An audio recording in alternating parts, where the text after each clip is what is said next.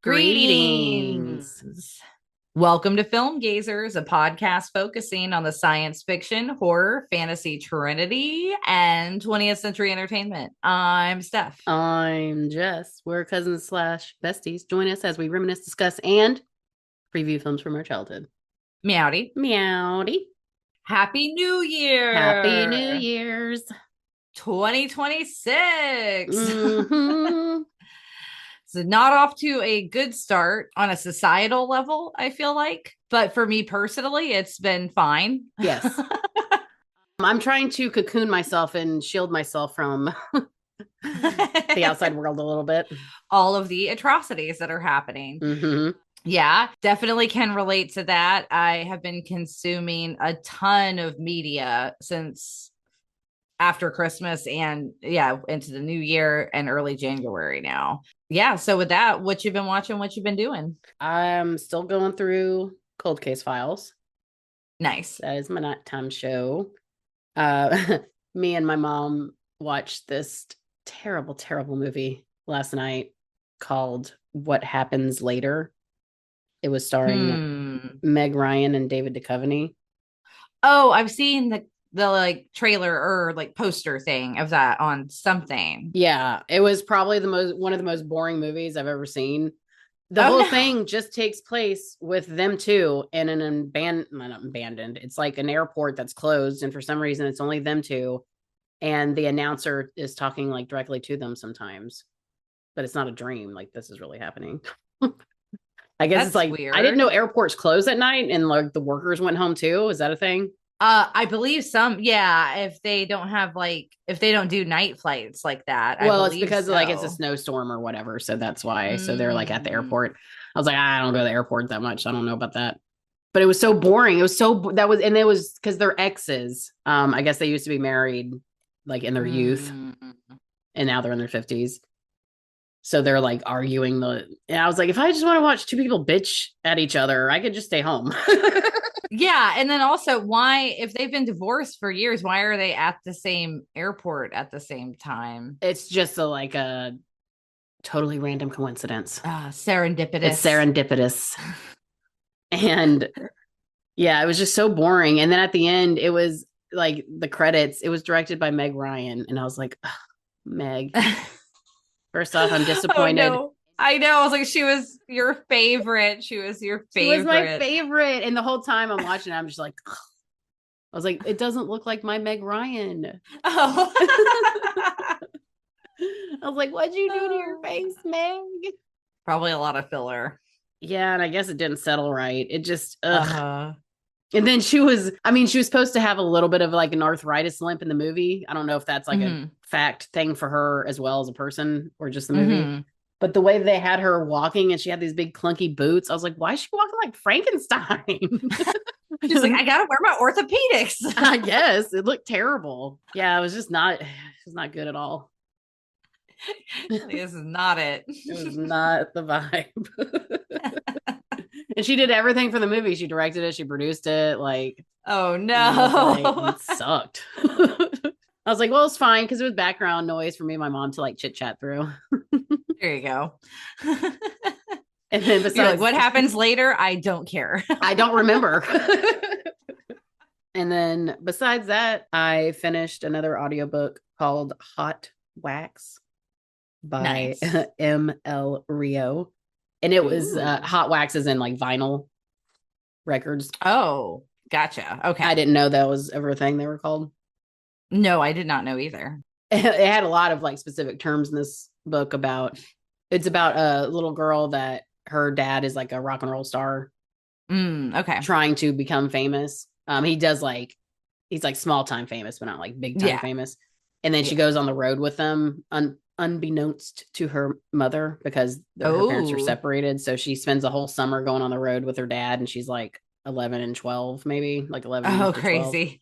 And going on the tour. Went on the tour and like all the crazy shit that happens. And it flashes back between that and her now. Because she's like her dad just died. So she's like coming to terms with everything, and reflecting back. So it goes back and forth between the two. So I enjoyed it. I really liked it. That sounds interesting. Yeah, it was different, like a little slice of life kind of Right, drama. exactly. It was like Yeah. more like a father-daughter kind of drama because it focused a lot Hmm. on that, or just like family dynamics Yeah. and a little trauma. Yeah. What's a How good book without a little trauma? exactly, or else it's just a children's book. It's a fairy tale. And now I'm listening to a new one called Little Shop of Found Things by Paula Braxton, and I fucking love it so far. It's so cozy. It's Is it about a little shop of things she's found? it's like an it's a mother and daughter antiquers, Oh, cute. and the daughter has a gift where things sing to her because things that Mm. like antiques or whatever that people have loved and passed down and like has all this history, like she can hear it singing and then she picks it up and then she can hear its like story of like where it's been and who's owned it and this and that, and then so Okay. then she can know how much it's worth, and then so that's how they make their living. And then they come into, it's almost like chocolat a little bit because they come into this new village. It's based in England. Oh, okay. So they come into this new village that's like quaint and have all these like market days, and there's this little old antique store that they bought, and it's like one of the things is like super singing to her. And there's this like garden that has this like secret cellar that nobody knew was there, and Ooh. it's, and then it's almost kind of like Outlander because she steps into it and she goes back in time and there's a Oh. ghost. Oh. Yeah, all kinds of like things involved in it, but it's also like, oh, it's, they're British, so oh, they're popping across the little tea shop across It's the almost way. And like cozy fantasy, I guess. yes, I'm like, Or this like is the perfect genre for me. And then the cute. narrator does, she's British, so you have that accent going on, and then there's like a Scottish barkeep, so you got that accent going on. I have determined that I think I've already mentioned this, but I mean, the only audiobooks I want to listen to are narrated by British people. Oh, it's so Like, enjoyable. it's just a superior accent to listen to I in a agree. book. I don't know. And it makes it feel more literary.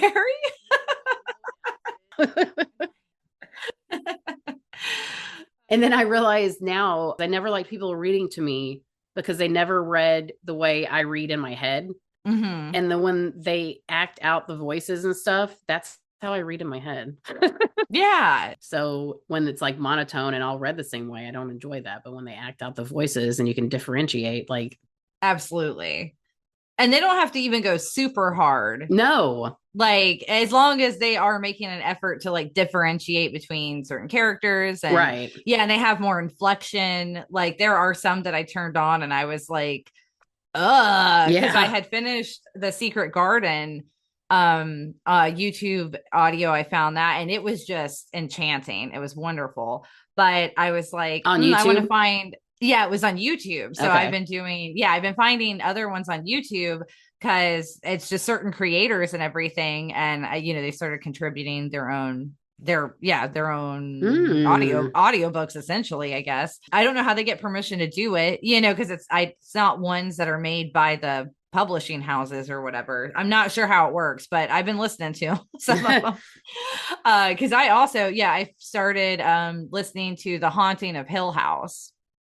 And I found one that it's a British narrator, and it's interesting so far because it was that lame movie with Catherine Zeta-Jones and what was it, Luke Wilson, The Haunting, that came out in the late 90s. Like, it's what that was based on, as well as the Netflix Oh, show. okay, okay, You can okay. tell though, it was one of those like short and sweet. It's like one of the forefathers of kind of like, I think, horror, haunting, classic literature kind of. Because when did it come out? Shirley Jackson wrote it, and I'm pretty sure. Let me double check real quick. 1959. So yeah, 1959. It's kind of short and sweet. I'm already like almost done with it. I could see how some people would definitely think it's boring though.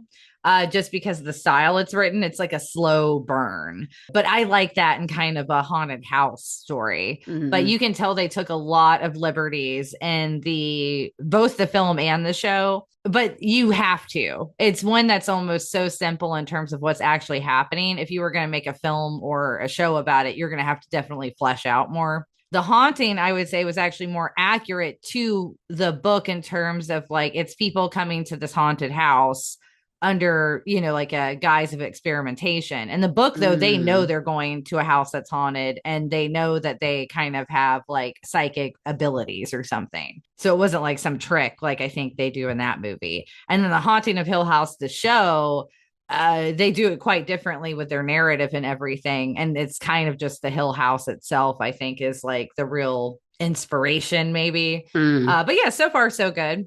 Because I'm trying to do like a reading challenge this year. Because my goal last year was to try to read just like one book a month. And I Mm-hmm. only got to 6. Dude, I think I read it was hard. I think I read 2 books last year. Oh, yeah, no, I got to 6 at least. So I did read some, but this year I'm like, no, I'm doing 12. And then I had signed up for this like January pages challenge to where it's just you're listening or reading like a minute or like so many pages worth of a book every day. I'm glad they consider audiobooks as reading. Yeah, on Storygraph it does. So I've been using that app and logging everything on there. Because I also got gifted around my birthday a book called Tender is the Flesh. Have you heard of this one? It sounds familiar. Yeah, I guess was like really popular on TikTok or one of those TikTok books or whatever. It's an Argentinian author, and I saved it for. I had to do a work trip and go to Orlando this week. I am exhausted, but I brought this book with me because it's only like 200 and something pages. It's pretty short, Mm. and I was like, I can definitely finish this on the flight there and back, basically, which I did. Nice. And it was good and it is fucked up. Like I Oh, will give it to you to borrow if you okay. would like. Yes, sure. So far I've had no other takers on wanting to borrow it once I tell them a little bit of what it's about. Well, tell me a little bit. But so basically, it's the main character is a man named Marcos, and you find out, you know, along the way of the story that he comes from a family who was involved in like slaughterhouses and meat processing. Okay. And basically, then the government start telling them like there seems to be a virus that is spreading amongst animals, is what is being told to everybody, and that people are dying and they're having to try to kill a lot of the animals, and no one can eat animals anymore. It's going to make you sick and you will die. And so then they say there's like been mass amounts of like kind of starvation and malnutrition now that no one can eat any meat. And so society is supposed to be working, you know, to try to figure out how to move on without animals, essentially, because they also like have mass killed them. So Damn. now there's like hardly any. And then like people are afraid of birds because, you know, they think, oh God, the bird's going to come down and peck you or poop on you and then you're going to die and get the virus. So Die, then get the virus. or get the virus and then die. You're going to die. You're going to get the virus. So that's kind of the setup. So dystopian, it's a dystopian novel. Which is my favorite. So it seems though the natural solution is they just start eating people.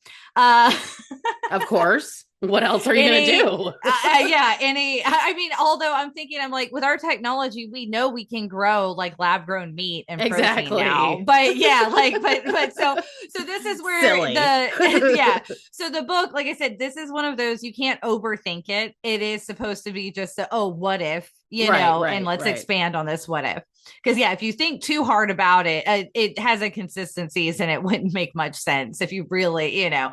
But if you kind of still look at it and just the way it's being presented, you're like, oh, I could see this totally happening. Like, because there's the whole industries. They've basically created a way for humans to have a form of cattle, but they don't do it in a way that's like just slavery. Like they start just breeding and genetically modifying humans to eat. and Marcos is like the second in charge of one of the human processing plants. And it's kind of like, yeah, you're like witnessing kind of like days in the life of a human meat processor, like at first. And he's not like, it's like at first you feel for the character. You're like, is he against this or is he not? Like, you discover that he does have a wife, that they're like separated because they had a baby that died of like SIDS or something. So he has like a strained relationship. And then he ends up being gifted what they call the human cattle. They call them heads, I think, or something. So he's gifted a like genetically pure head, which is a human that was like naturally born and stuff that wasn't genetically modified. And so they like, I think, naturally aged and stuff. Because they even talk about how they can like, I think they can rapidly age some of these like humans. Okay. And they're supposed to be the most tender. Yes, exactly. Rapidly yes. yeah. Stuff like that. Yeah, it literally is the like, it's like a piece of veal. Yes, it's crazy. So it can get so detailed, but then, like I said, other things you're like, well, why wouldn't they have just lab grown meat? Like, yeah, like when they can do all this, but they can, yeah, exactly. They can just lab grow cows, right? But that's where they kind of postulate where it was like, oh, where the government's he basically thinks that the government was lying the whole time, and that it was just a way to curb overpopulation and to keep people in check more. Yeah, I could totally see that. So again, it's a short and sweet read, but it was really good. Like the graphic detail of some of it's like, and I only recommend it if you are a person who can withstand reading about gore and a lot of fucked up shit, like content warning after content warning for this, like for everything. I literally was like, oh my God, oh my God, oh my God. So yeah, that was what I've been reading. And then ton of movies. We watched Batman Forever. It was garbage. I hated it. Which one is that one though? With Jim Carrey and Tommy Lee Jones. Who was Batman? Val Kilmer. Oh, Val Kilmer. Okay. Yeah. Yeah. I feel like Jim Carrey was the only one who kind of understood the assignment because it was such a campy version. Tommy Lee Jones was a little weird in it. I forgot how bad it was. And then we watched also RoboCop 1 and 3. Why not 2? We haven't gotten that far yet. We started with 3 as kind of like a funny background thing. And then we were like, oh my God, that was so funny. And then Andrew went back and watched 1 and then was like, oh my God, 1 is so good. And like compared to 3. So that one was still enjoyable to watch. We also watched Weapons finally. The one about all the children that go missing.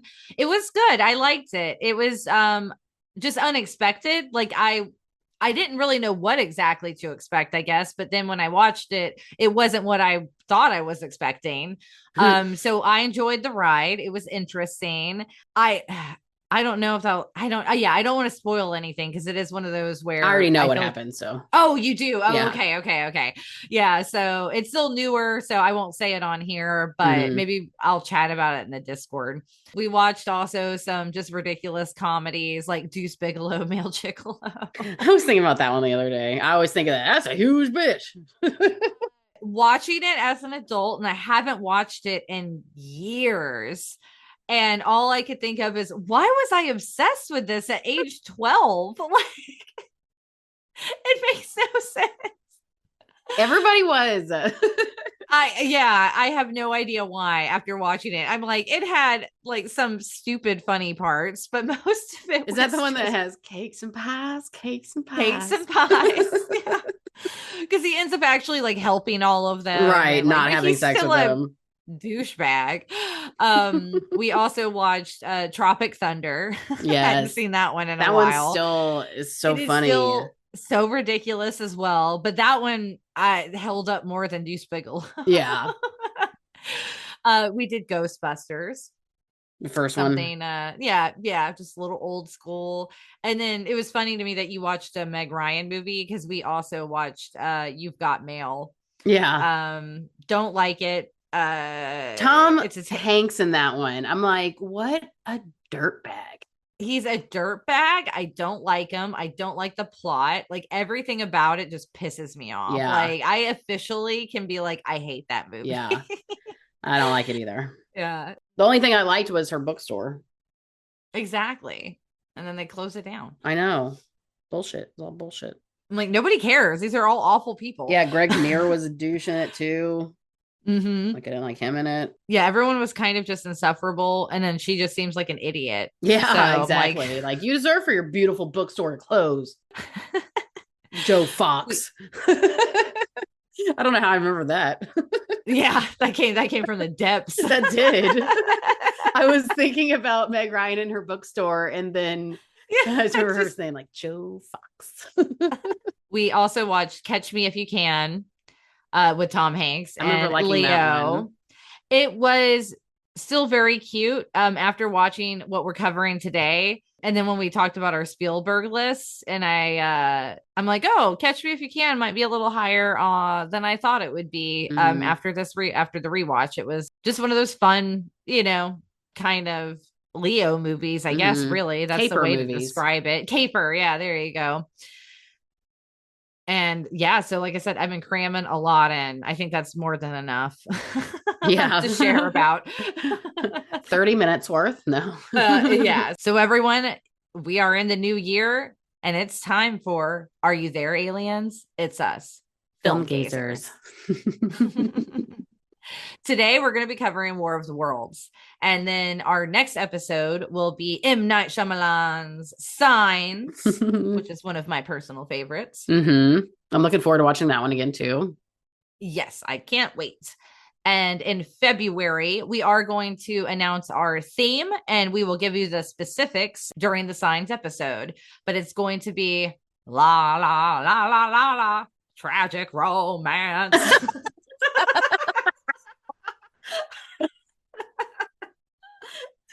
That was unexpected. This came to me. That was good. That made me cry. I think it was a wow. Yes. So in this episode, we watched 2005's War of the Worlds. It was directed by Steven Spielberg. The screenplay was by Josh Friedman and David Cope. It was based on War of the Worlds, an 1898 novel by H.G. Wells. It was produced by Kathleen Kennedy and Colin Wilson.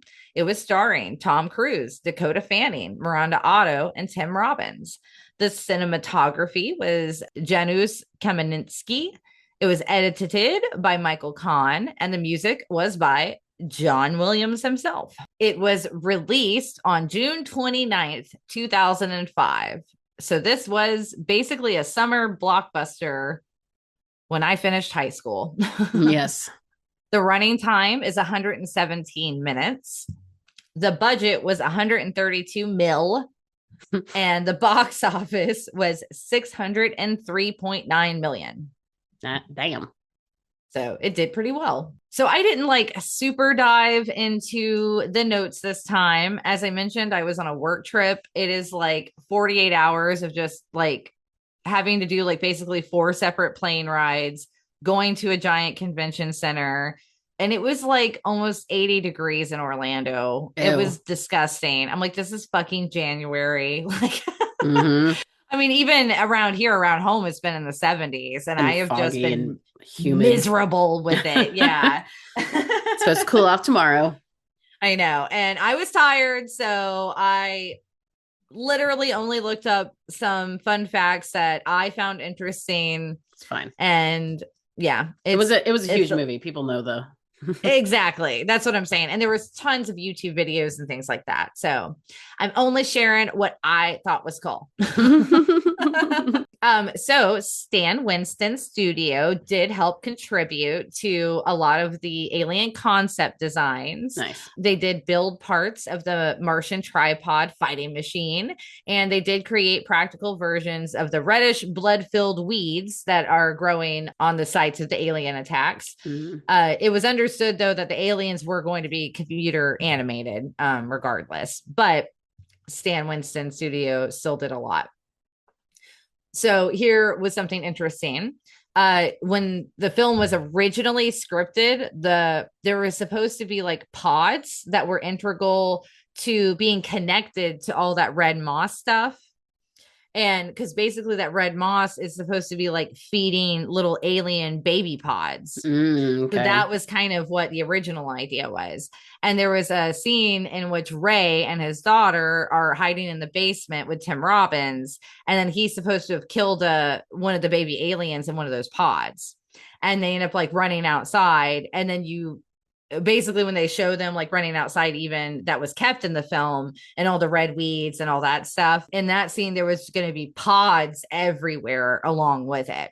And then Ray would start smashing all of them, and that is when the tripod would come and grab him. But none of that happened. That did not stay in the final script. So days before shooting the sequence, Spielberg made the decision to cut all references of the alien pods. So someone from the studio was quoted saying that they kind of thought it was a shame because they thought the pods and the baby aliens growing in them helped to explain the life cycle of the aliens. Because they were like, it just made it more clear what the red weed was actually about. And that was nourishment for the pods. I just assumed it was like their landscape.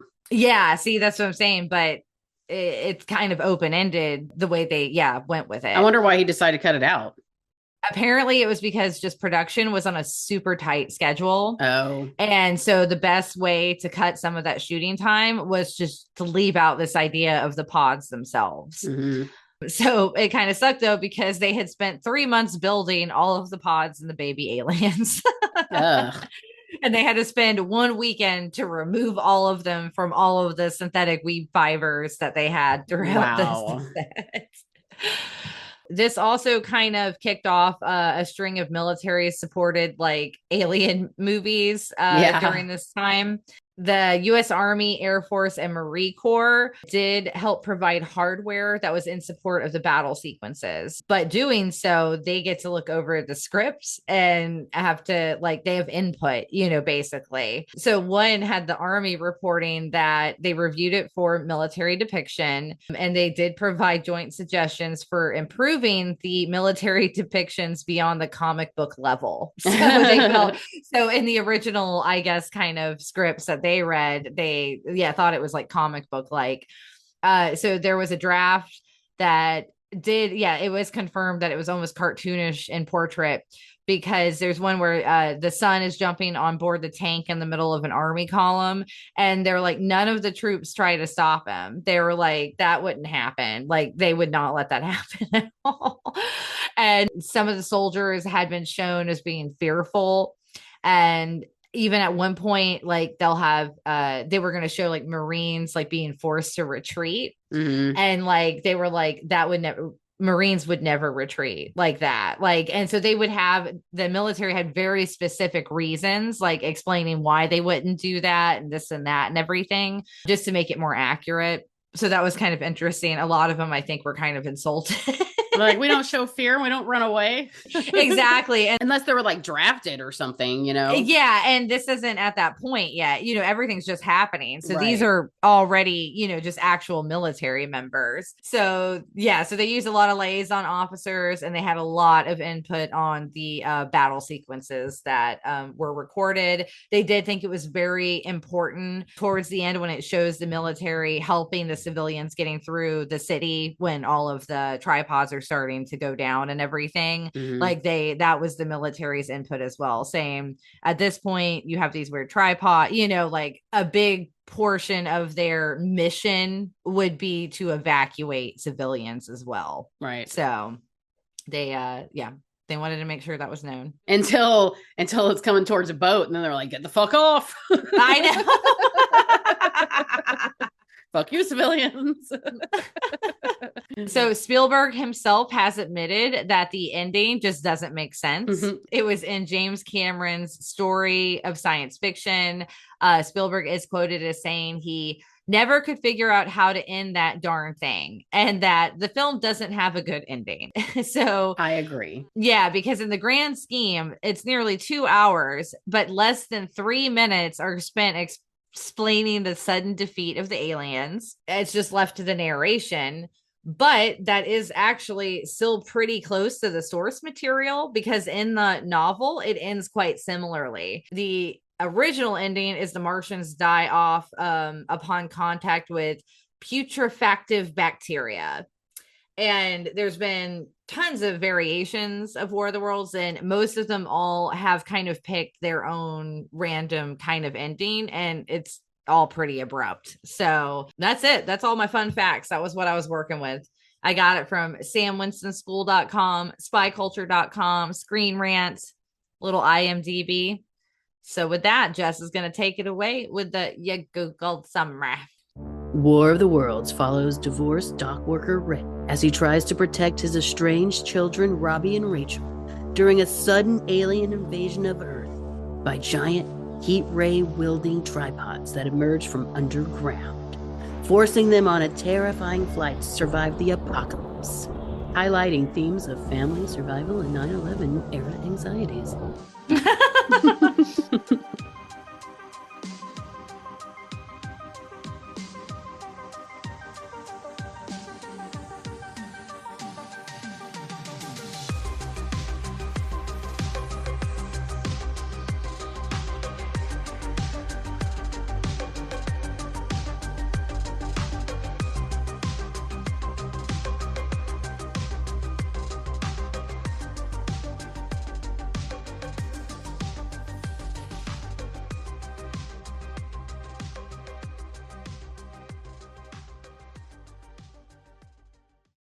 That was one fact I forgot to write down, but I did read was talking about how Spielberg very much wanted this to be like a found footage looking video, basically, that was similar to like the 9/11 footage. Okay, I didn't pick up on that. So, what were your memories of this film? I thought I watched it recently, but I guess it's been longer ago than I thought because I have forgot about several parts.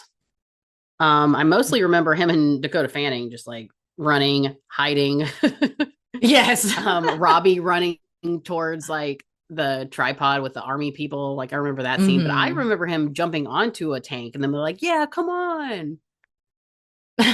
Like that was my memory. That's why when he just ran and it blew up and I was like, oh, I don't remember that. And then when he was just showed up at home, I was like, oh, how did you get there? I had no recollection that there was even a sun. Oh, really? No, I remember there being a sun in Dakota Fanning because like I remember that one scene where him running off with the tank. I did not remember that at all because I had no recollection. And is that the guy who plays Jesse Pinkman from Breaking Bad? Oh, yeah. I don't know. Let's look it up. Because I noticed they didn't have him freaking listed on the credits. Wait, it says Justin Chatwin. Who is that? He looked so familiar and I couldn't place him. Oh, he was in Shameless. I didn't really watch that one that much. And oh, he was in the Dragon Ball Evolution movie that everyone hated. Oh, he was in Weeds. He was in Weeds. Yeah. But yeah, that was why he looked familiar. Anyway, okay. Yeah, I had no recollection that the boy even was there. I really thought it was just him and Dakota Fanning. That's so funny. It has been that long. Because how long has it been since you've seen this one? I guess it's been probably like 5 years now then. Oh, okay. Mine, it's probably been like well over a decade. Like, I'm not even sure I've ever watched it with Andrew before. So it could be more than 16 years even. Really? Yeah, because I remember watching it when it came out in around 2005. Because like I said, I was done with high school by then and I was like going into like my first like full-time semester of college. Mm-hmm. And I do remember like renting it or something whenever it became on video. Right. And I kind of remembered being like, about it. Oh, really? Yeah. I remember being a little whatever about it. Oh, and I'm sorry. I probably didn't rent it. I definitely got the bootleg of it too. Yeah. Because when during that era of my life, there was a guy and there was this place in the town. It was called the Cherry Lot. And you would go Oh. on down to the Cherry Lot, and that was where this guy sold bootleg videos. And I had got War of the Worlds and Gothica, I think. Oh man. I remember not liking that movie. But yeah, so I had very little recollections. I even was getting the ending of this one mixed up with Signs, Oh, that's funny. like as I was watching it. You Because thought I it was was gonna like, be when water that is took him out. yes? What's crazy And is then I don't remember them like sucking their blood out at all. But I totally forgot about that part. oh, that's so funny. Because that was the one thing I remembered was all the red stuff. Like I did remember that, and that's why I thought it was gonna be water and it like disintegrated it or something. I think was what I thought was gonna happen. It reminded me of what was that movie that Jordan Peele did with the it was like a stingray in the sky. Oh, I don't think I saw that one yet. Oh well, I probably just ruined it for you. Yeah, I think you did. All right, so apparently we didn't have super accurate memories and of this film. So let's just get into our notes. It's narrated by Morgan Freeman in the very beginning and the very end, and that's all you get of the narration. Which is weird. I'm like either do narration or don't. The nature of the story, it being War of the Worlds specifically, and then the knowledge of like what H.G. Wells did, with the radio show. Right. Like I was like, okay, I feel like it kind of works, a little bit if you're trying to reference, that Yeah. somewhat. But it does seem I'm going to go ahead and start out and say it. Overall, this movie to me was super sloppy. Sloppy is a good word for it. Yeah, it like after reading that like oh they wanted to have this like found footage, and this kind of like ultra contrast and all this. I hated it as a creative choice. I personally could not stand the lighting of this film. Oh, It okay. was it I don't know, it enraged me and made me uncomfortable a lot of the times because when you oversaturate the light like that with like the exposure and it was like just bright blinding light is behind all of the characters, that's what it feels like when I start getting a migraine. Mm. So like cuz like in a real life setting if I'm like in my office or something at work and I start getting like early migraine like aura symptoms and this different kind of stuff, it'll be where the lights start like brightening out and like looking out a window. You don't really look out the window. It just feels like white light is coming out the window sometimes. Hmm. And like you'll get like that aura kind of brightness that are like around people when they're standing in front of lights and stuff. So I fucking hated it. Like it was like, I didn't even notice it. yeah, no, it was awful to me. So for me, it was like, oh, let's sit here for 2 hours and make it seem like you're about to get a migraine. That sucks. Yeah, so I like it felt like I said it felt sloppy and then at first I thought like maybe in the beginning I was like oh maybe it's more of a creative choice of like as we get more along with the aliens maybe it'll get darker and darker. And while it did kind of, the white light, anything that was light was so fucking bright and like just, yeah, that saturation and I hated it so much. So funny. I didn't even notice. I can't believe you didn't know. Like it's bonkers to me that you didn't notice. Mm-mm. Nothing that bothered me. So annoying. Because to me, it was almost like, I guess because the darks were so dark, especially in like the Mm-mm. nighttime outside scenes, that I didn't notice the brights. No, that's funny. Yeah, I know. Like when there is light, even as it gets Maybe it's my darker, the TV light too, is still. though. Maybe, yeah. I have a way smaller TV than you do. Oh, yeah. But maybe mine was too bright. But I don't know. I mean, I feel like our coloring's pretty good on it. So yeah, for me, I hated the way it looked overall like that. But we get Tom Cruise. You get an intro to him being like he's a container crane operator, I guess. What did it say So on the dock worker? He's a dock or worker. dock worker, yes. He's like Johnny used to work on the docks. I mean, he even drives a car that like I feel like John On Bon Mellencamp Jovi, yeah. or John Bon Jovi. There we go. I said What is John Mellencamp. I meant the other John Bon Jovi. We figure out very early on that he has an ex-wife who is remarried, and he gets like they share custody of the kids. And who is that? Who is his ex-wife? She looks so familiar to me. Oh yeah, we see her in like everything now. Miranda Otto. She's Australian. Oh, she was in Sabrina. Oh, she was in Lord of the Rings. That's right. Oh, she's Eowyn. Yes, Eowyn. There you go. That's why I'm like, we just saw her. Like that face is so familiar. Doesn't she kind of look like that lady too that we know that makes the bracelets? She does. She's got the Doesn't same face she? shape. Yeah. Yeah.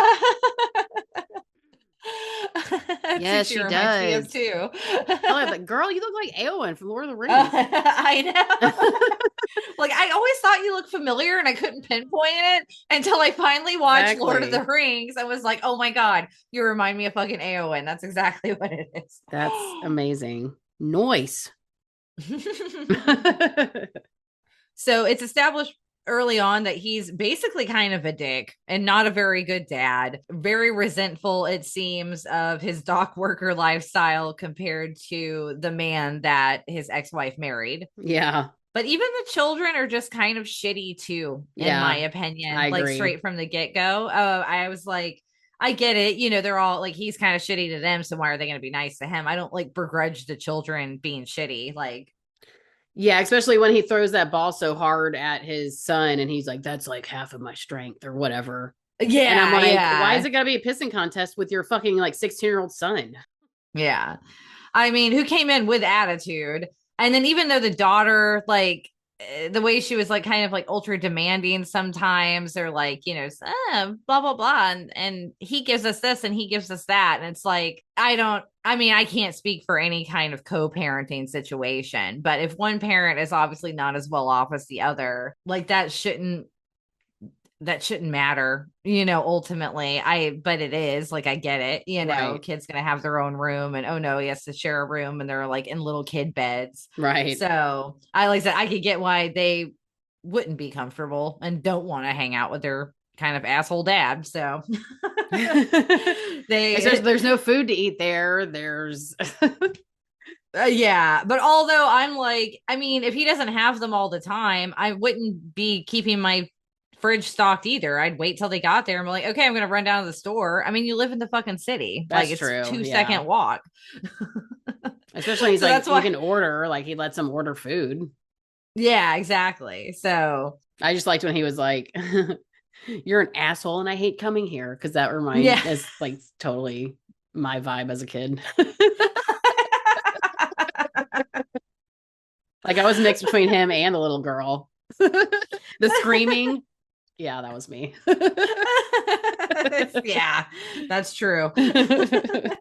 So we get like what you starts out as like a weather event. It looks like maybe a tornado kind of or something, but they already know it's kind of weird because the way the wind's blowing. And then all of the what they think is lightning, but you can tell it's like EMPs basically, because they lose all electricity. Nothing's working. And then this is where things start, the inconsistencies, like the continuity in this film, whoever was in charge of it, I don't think they did a very good job. Because when he's like going to go check stuff out and he makes the kids go inside, I did like it when he like slaps his hand when he's like telling Robbie to get inside. He's like, get inside, because like he's not listening. Yeah. I felt like that was a very like real. Real kind of. I don't care what anybody says. I love Tom Cruise as an actor. I know you do. I'm like, he's so hit or miss for me. His character is such a dick in this, but I think he does a good job of playing a dick. Yes. You know, like I think he does convey, because ultimately I do think the character of Ray is, you know, he's supposed to be kind of just this piece of shit guy and dad. And until he's thrusted into this situation, does he realize kind of the extent of what his responsibility it actually is as a parent, you know? But even then, just the hand scene though. It's like, okay, that's funny. But so he goes out into the crowds. He's going further down the blocks, basically, where I guess it's more of like the city center or whatever. Or like, I don't know, the shopping, the commercial area where like more people are. And it's not just like houses, the Not the row block houses houses or or whatever. whatever. Yeah, the row houses. Yeah. Because the lightning struck so many times, like in that same spot or whatever. And I'm like, okay, one, everyone's just standing around this hole. Like I would even be like, okay, we might get like a sinkhole or something. Exactly. Even if it wasn't aliens, you know. I just feel like this establishes from the very start of just how stupid everyone is. And I mean, that's how he people would really be, though. I guess so. I wouldn't. I wouldn't either, but if I'm anything not major like that happens, I'm gonna be like, okay, we're gonna mind our business and we're going in the opposite ways that everyone else is. Oh yeah, that's me too. Just, But we're also not like regular people. I guess so. Yeah, because I'm like, I don't need to know specifics. I just need to know to get the fuck out. Exactly. Like that sounds suspicious. I'm either Yeah. hunkering down at home and like drawing the shades, like yeah, that's what I'm saying. things. Yeah. Or I'm getting the fuck out. What is the expression? Like circle the wagons, you know, Yeah, like right. to begin with, you gotta like I get you need to kind of gauge the situation, but him just waltzing right in all of those people right around this spot. And the casual jogging, like, I love. I'm like, do people travel like that? People casually jog at your age? He's like 40. I mean, he's Tom Cruise. He's in great shape I know. all the time. I just thought that was funny. I was like, I was like, oh, I'm gonna go over there real quick. I don't think I would jog.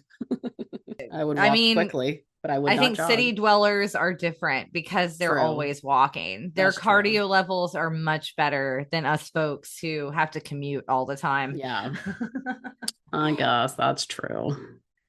It is true. But yeah, so during this whole time though, so he's around all these fucking people, which is just insane to me.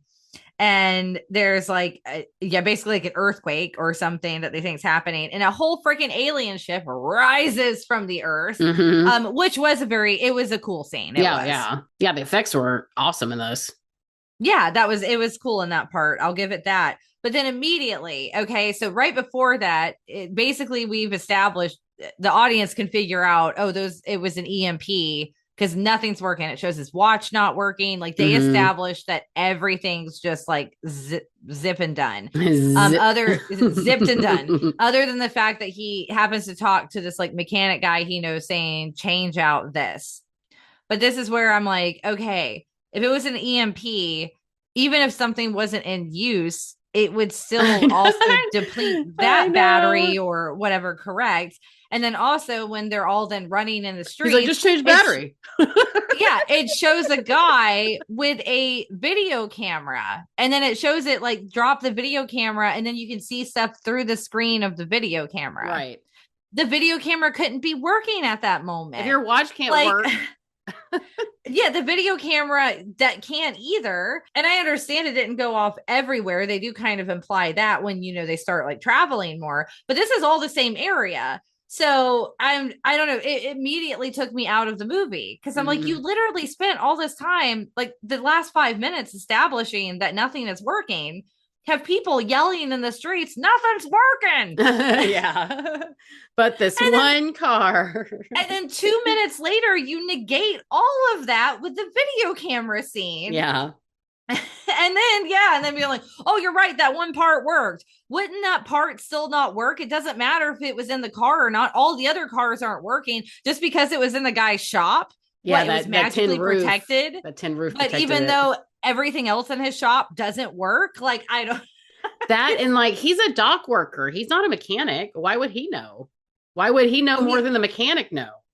Well, they established that he does know stuff like that because when you come in, he has the engines on his car because he has this little fancy sports car that he drives. Oh, okay. Yeah, they show that. I don't know how I missed that part. Oh, yeah, because he's like, oh, I'm working on it, blah, blah, blah, when he is bringing the mom and the kids in. Oh, okay. So it does get to the point, though, after seeing this shit, and he's getting his kids together, knows that they got to get out. And they go, and he basically is going to steal that car because he knows it's going to be like the only working one. Mm-hmm. And when she is in that back seat and she starts crying and like the look on her face, like she she genuinely looked like terrified. Like I felt bad for her as a child actress in that moment because I was like, how terrified was she actually terrified like to get Yeah. this scene? Because she looked like it was probably, in my opinion, one of the best scenes of the film. Mm-hmm. Like for her acting alone in it, I was like, oh my gosh, like it made me so upset for her. she was she looked so sad and like genuinely like traumatized and Right. She terrified. did in I a was lot like, of scenes throughout this movie. she did, but that one I think she did the best, I Yeah. guess. Like, and because it's in the beginning of it and she doesn't really know what's happening yet, Right. like they don't really know, the children don't really know quite yet. And he's telling Manny to get in the car and that guy won't shut the fuck up. I was like, Mm-hmm. He's like, close the door. yep, just close it. Like, there's no talking sense into you And right then I now. love like the effects where they just zap the people out of their clothes. Yes. I thought that was cool. And then And he it was felt covered in like, all that people dust. yes, where he was like, ah, Yeah. getting it You're off like, of what's all him. this? What's all this? And then them even again, the children are trying to ask, like, is this, yeah, terrorists, what's going on? And I just love when he yells at him and he's like, no, Robbie, not like Europe. I know. It came from somewhere else. Yeah, that was a good scene. I even wrote that down in my notes. So ultimately, his plan is to get to Boston, where the mother and the stepdad are supposed to be. Because So he's like, they will basically, know what to do. yeah, and even he gets called out for it. But I hate that they have Robbie just with this like hero complex. Yeah, I don't understand it. It seems weird and out of place. Like I get that like they have a Especially when strained. he has his sister that he's so close to and helps her with her anxiety and shit. Exactly. That's what I'm saying. Like, I know they have an estranged father son relationship, but his sister doesn't negate, like him. Yeah, that's where it just seems so. But I guess maybe some probably 16-year-old boys are like that, to where Maybe, they're like, yeah. something's happening of that kind of I want to magnitude. help. I gotta do something, Yeah. like that kind of thing. But just so we can go around, it's not that kind of movie. People get it. They're running from aliens. That's Yeah, most of the exactly. film. And the part though, when they get to where they're near more of the pods and the military jeeps are going and Robbie is like running in the field towards it. And then Tom Cruise has Dakota Fanning like, wait by this tree, I gotta Mm-hmm. grab your dumbass brother, and grabs him. And then, he's like, I gotta do this, I gotta see it, or let me do it, dad. Okay.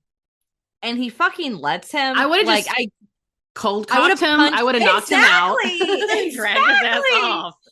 I like we've established this dad is in like peak physical condition, Exactly. basically. So fucking cold cock your kid, knock him the Exactly. fuck out. Hike him over your shoulder like a sack of potatoes. Yeah, help you like drag his body if you need to, like Exactly. Go in the grab your other daughter. direction. Like there would be absolutely no way. I'd be like, okay, like I gotta let you go because yeah, I mean he had to go get Dakota Fanning in that Right. moment, absolutely. And out of the two, yeah, you're gonna save the daughter, not this piece of shit fucking teenager That who's wants to go kill being himself.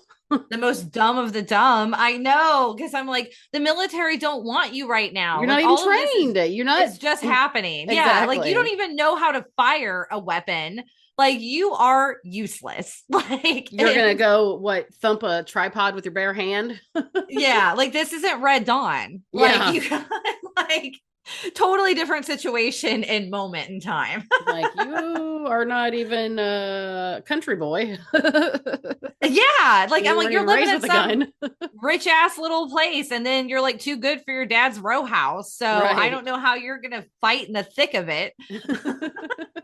I hated his character. Yeah, I mean, he was endearing with like the parts he had with his With the sister. child, Yeah, yeah, with the sister, like, and I wish they would have not made him run off. Like, I yeah. don't know. Yeah, like I thought it was just dumb to remove him from the situation. And then him And just then we show up at don't the parents' house. exactly. He should have been dead. Yeah, Like, it's ridiculous they kept him alive. Like, someone, at least one person of this family should have died especially during this since the ordeal. grandmother, like the grandparents are alive, the mother's alive, everybody, like nothing even Yeah, happened at this part of in Boston, really. exactly. Which is crazy to me, too, because I'm like, Because where was he at? Where did he live? Along the Hudson. We know it's along the Hudson River somewhat because they made it to the Hudson River and we're Okay. trying to get on that ferry.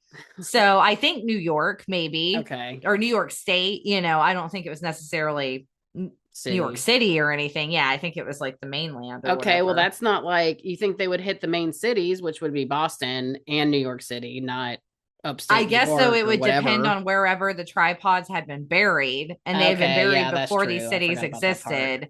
So, I mean, that makes somewhat sense. And I mean, when they walked into Boston, there were some of those tripods still there and, it destroyed parts of the city, but still just that, like, it wasn't in their area at all. Like, yeah, like the kid made it. Yeah, that was It had stupid.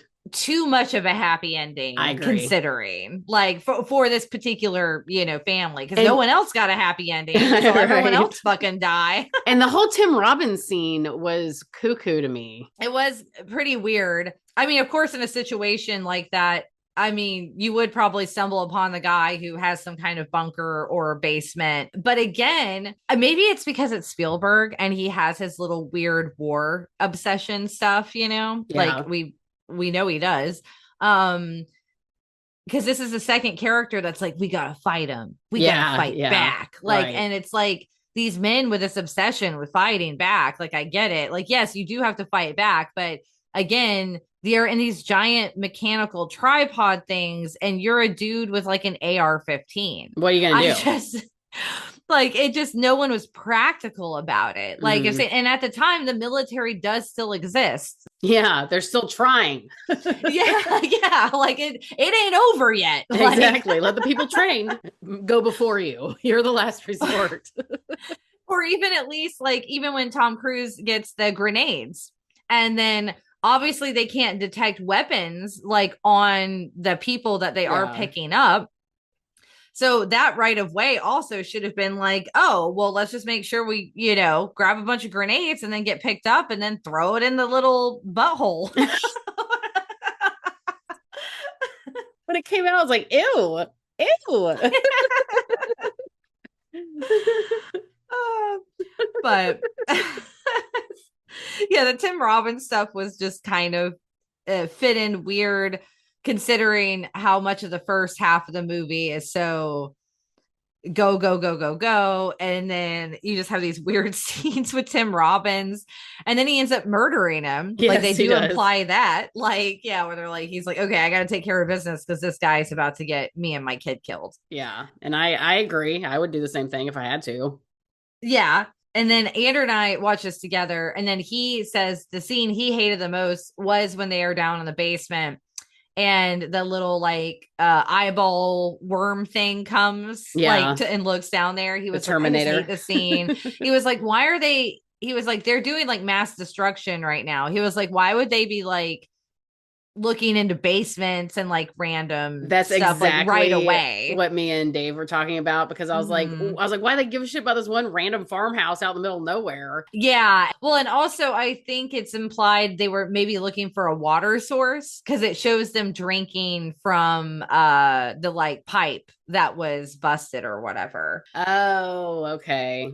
So that's why, yeah, because Andrew and I were watching it because yeah, we were both like, why would it look at here randomly? Like that's silly. And then we see the aliens actually coming down because I forgot the actual aliens I came forgot that down in the too. basement. So I did forget that part.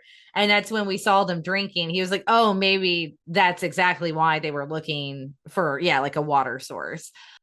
Oh, and I guess that's to explain how they got the bacteria, probably too. Yeah, because they were starting to, and again, and all that red stuff was supposed to be taking nutrients, but of course they don't explain it that way. So maybe that was another way they're trying to imply that, oh, they just can't, their bodies can't deal with our environment, Mm-hmm. basically. Well, you should have planned for that since you've been planning it millions of years. I know exactly where you're like, but I guess also it could be maybe assumed that they had just launched like ships that were encrusted into the earth. Like, because, yeah, that is like, how did they get these giant spaceships under there if they didn't physically come here already? And then they would have known they would have died. Yeah. or did they somehow bury these ships remotely? But they're so large, how would they have done that? Like the ships themselves, like how would you have remotely been able to do that? I guess so, if you're that advanced of aliens, you would have just like send a ship that has like a drill, Like and a then drone. a drone drill thing, and then dig the Yeah. hole and then plant your spaceship. Because a But why tripod would could they turn into a wait? drill Why wouldn't they just take over then? when there Or was because nobody it would here. take, maybe because it would take that long for them to travel here. Oh, that would make millions of years, I maybe. Yeah, because again, you get some narration, but even the narration doesn't give you that much. No, it gives you nothing. And then the end gives you literally 3 seconds. And then they died of bacteria. Goodbye. Yeah, everyone lives. And yeah, the children screaming every time it happened. I also had to listen to Andrew going, ugh, little girl screaming is the worst every time she was screaming. And so then it wasn't just her screaming, but also commentary about her screaming. You're like, I'm going to start screaming. I told him that though. I was like, every time she does, you have to say it too. It was like, yeah, write that in your notes. Ugh, I thought it was funny. Yeah, little girl screaming. Yeah, because it's like nails on a chalkboard. It's ear piercing. It is. She has a very ear piercing scream. But yeah, as we mentioned, everyone makes it. Aliens die. The end. I just wrote that was kind of a lame ending. I don't disagree with Spielberg where I don't know, something more could have happened. I wrote a little convenient, everyone alive. Yes. Yes, everyone was just conveniently super alive. Yep. Nothing bad happens to that entire family. And then Tom Cruise is just standing there like, well, now what am I supposed to do?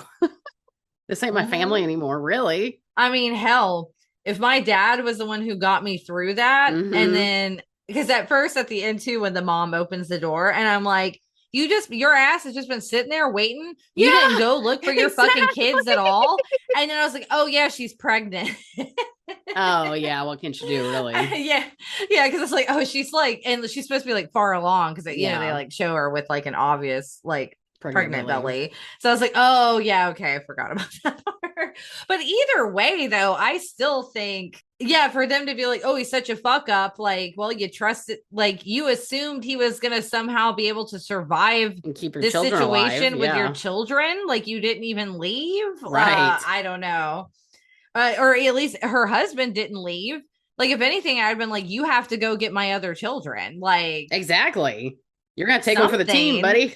Yeah. Like, I don't know. It's like I said, especially if you think your ex-husband is that incompetent. Well, I think she knew he was that. I think she thought he was like honorable, maybe like he would do the right thing if need be. Just not true. Yeah. Willingly. She knew. Yeah, like he would step up for his children, I guess. Yeah, but then you knew your son showed up. Yeah, like, so you already know that he let your son run off. And then I'd be like, oh my God, they're that close. Husband, go collect my child and go help my ex-husband. Like, true. As soon as her son got there, I would have sent the husband out to go look for Tom Cruise and my daughter. Well, and how the hell did he get there before them? Exactly. Like, none you of got blown up as far as anybody knew. I don't. None of it. It kind of just doesn't make sense. No, the ending did not make sense. But I will say this: I was only going to watch like an hour the first night, and then like finish it off the second night. And I got so involved in it that I just watched it all on the same night. There you go. So I did enjoy watching it. During the action sequences and everything, it was enjoyable. But overall, I have to say I was pretty disappointed because I was like looking forward to this one. And then I was like, oh man, like so the lighting for me was like a huge chunk of that. And then some of the where I'm just like, I would have punched that kid out. I would have punched that kid. I would have silenced all of these children and got down to business. Like, right. Exactly. Watching as an adult, I guess, because again, I had just left high school. So I was like 18, like I think to probably 20, the last ages that I watched this film. And just watching it now, I'm like, absolutely not. So I take it you will watch this one again? Yeah, it'll probably be a little bit, but I'd watch it again for sure. I probably won't. You know, I love action alien movies. Yeah, that's true. And I usually can get on board with them, but this one kind of annoyed me enough to where I'm like, I probably won't watch you again for another like 20 years. Yeah, 20 years. Yeah, maybe 20 years. Say like another 5 to 10. I'll forget enough Yeah. about it by then. Yeah. I mean, Andrew said he really liked this one. Now, rewatching it, I don't know if he feels that same way over some of the, like, say he really did not like the kids screaming. Yeah. I know it's funny the things that don't bother you when you're younger. Yeah, and then just get under your skin later where you're like, ugh, that was kind of annoying. I don't know if I want to have to go through that again. Right.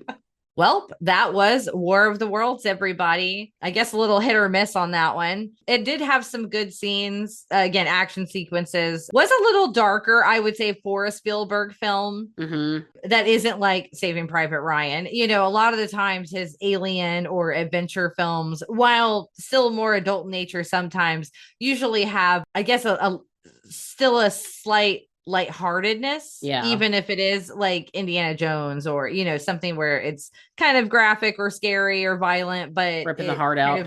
Yeah, it makes light of it sometimes too. And this one definitely wasn't like that. And remember, next episode will be Signs. Definitely a lot less action oriented one.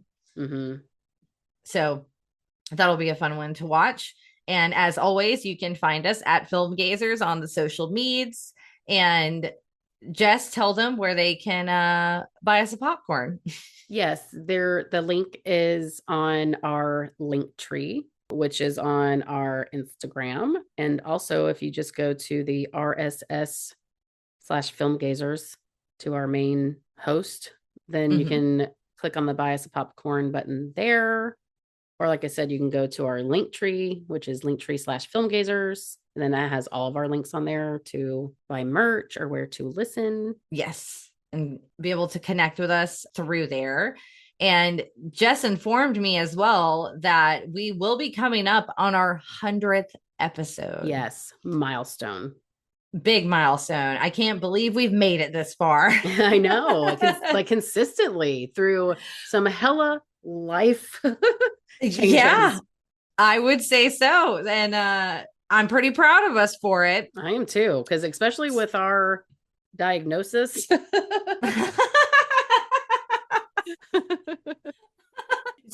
That you all should be astounded by this level of commitment. Yep. I don't commit to a whole lot. Next week, Jess and I are going to get together in person to really kind of discuss some kind of fun plan, maybe a giveaway. So yeah, we're going to have to get a think tank going for that. And we'll actually make a few more announcements and everything once that's figured out. So if you want to stay in the loop, again, find us on that link tree, check us out on the social medias, follow us there. We really appreciate all your listens. As you know, we're also doing ads just in the beginning and end of the episode, but it really will help us out if you stick with it. And we have got a very small payout of a whopping 50 cents. 54. 54. But again, any of it's appreciated. We can start putting this towards the monthly, RSS feed that we have to do. We haven't got any like brand new equipment since we started. Like we're running with everything we've been running with for like 4 years. So it is time where if we can get contributions at this point, we will take them, and we're trying to work for them a little bit now. Yeah. What can also be very helpful, though, is reviews. That's what I did want to shout out a little more this year at the end of episodes. If you just leave us an Apple, review, if you're listening to us on like Apple Podcasts, pretty much anywhere where we'll take a review, we will take it, please. Just any kind of feedback like that, we would really appreciate this year. So again, thanks to our listeners. We're wishing you a really happy 2026. We hope you keep listening. And it's time to hit the dusty trail. Until next time. Later, taters. Rah, rah, rah, rah, rah, rah, rah. Tragic romance.